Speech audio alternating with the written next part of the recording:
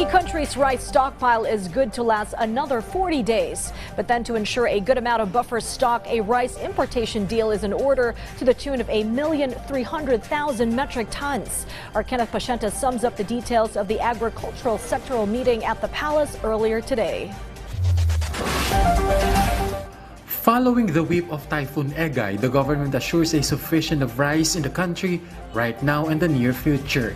The situation of the agricultural sector in the country was discussed at the sectoral meeting in Malacanang earlier with the Department of Agriculture. Here, the President assured the public should not worry because the supply of rice is sufficient. Nag-usapan namin ang effects ng Egay sa ating rice production at kung anong dapat gawin para maging sapat ang ating supply.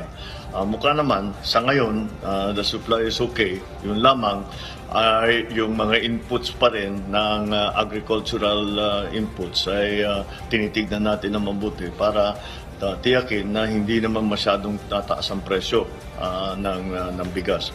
The preparation of the government for the possible effect of the dangerous El Niño phenomenon was also tackled, like increasing the country's buffer stock of rice. Gagawa na kami ng schedule kung saan tayo kukuha ng production, kung saan tayo bibili dito sa local, kung kailangan mag-import, mag-import na naman tayo. Mabuti naman at sa usapan namin, nakita naman na ang pag-import natin ng bigas ay pababa naman ang pababa. But during an emergency such a typhoon, importation cannot be avoided.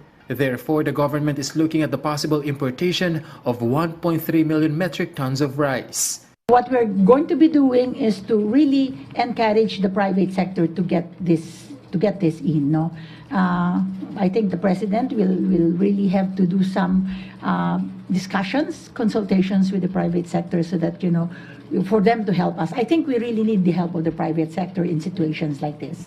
The DA also noted NFA's allegedly low buffer stock and will review the data to ensure sufficiency in supply. Their stocks really is very low.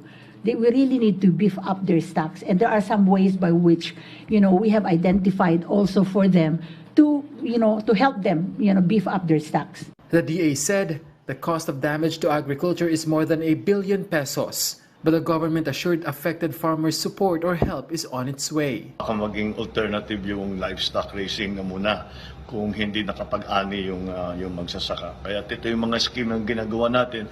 Sapat naman ang mga supply natin sa binhi. Hindi tayo magkukulang, mabibigyan natin lahat ng mga nangangailangan. Kenneth Paciente for the Nation.